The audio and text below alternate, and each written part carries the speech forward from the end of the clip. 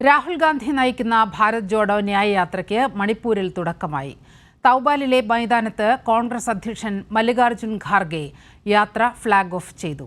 മണിപ്പൂരിന്റെ ഭരണവ്യവസ്ഥ പൂർണ്ണമായും തകർന്നുവെന്ന് രാഹുൽ ഗാന്ധി ആരോപിച്ചു.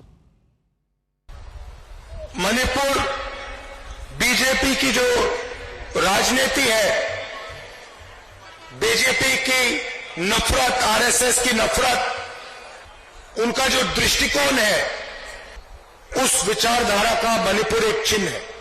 ഭാരത് ജോഡോ ന്യായ യാത്രയ്ക്ക് തുടക്കം കുറിച്ചുകൊണ്ടായിരുന്നു പ്രധാനമന്ത്രി നരേന്ദ്രമോദിക്കെതിരായ രാഹുൽ ഗാന്ധിയുടെ രൂക്ഷ വിമർശനം.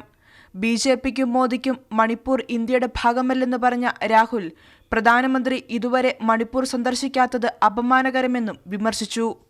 ബിജെപിയുടെയും RSSന്റെയും വിദ്വേഷത്തിന്റെ പ്രതീകമാണ് മണിപ്പൂരെന്നും രാഹുൽ കുറ്റപ്പെടുത്തി. മോദിക്ക് ഏകാധിപത്യ നിലപാടാണെന്നും മതത്തെ രാഷ്ട്രീയവുമായി കൂട്ടിക്കുഴയ്ക്കാനാണ് ബിജെപി ശ്രമിക്കുന്നതെന്ന് കോൺഗ്രസ് അധ്യക്ഷൻ മല്ലികാർജുൻ ഖാർഗെയും വിമർശിച്ചു. यहाँ के लोग मुसीबत में हैं तो उस वक्त इधर मुंह नहीं दिखाते, वो समंदर के ऊपर शहर करते फिरते हैं. കോങ്ജോമിലെ യുദ്ധസ്മാരകത്തിൽ ആദരവർപ്പിച്ച ശേഷമാണ് രാഹുൽ ഉദ്ഘാടന ചടങ്ങിനായി എത്തിയത്. മല്ലികാർജുൻ ഖാർഗെ രാഹുൽ ഗാന്ധിക്ക് പതാക കൈമാറി യാത്ര ഉദ്ഘാടനം ചെയ്തു. ഇന്ത്യ മുന്നണിയിലെ വിവിധ പാർട്ടികളിൽ നിന്നുള്ള നേതാക്കളും ഫ്ളാഗ് ഓഫ് ചടങ്ങിൽ പങ്കെടുത്തു. മണിപ്പൂരിലെ 4 ജില്ലകളിലൂടെ സഞ്ചരിച്ച് യാത്ര നാളെ നാഗാലാൻഡിലേക്ക് കടക്കും.